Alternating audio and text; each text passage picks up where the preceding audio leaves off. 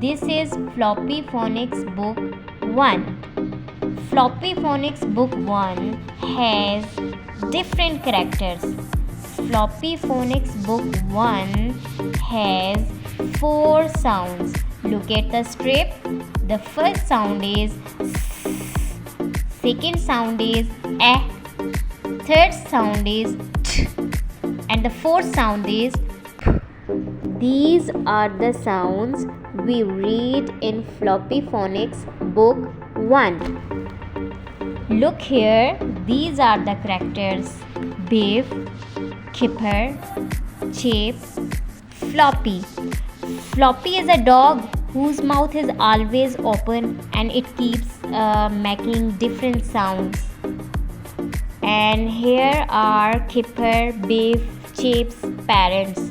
They call mom and dad. Okay everyone, please open your book and the page number is 2 and 3. The first sound is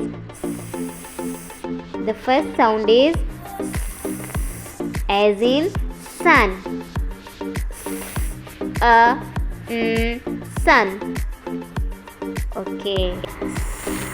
Sun hat. As in sea. As in sandal. As in sand. All these words start with sound. Thank you.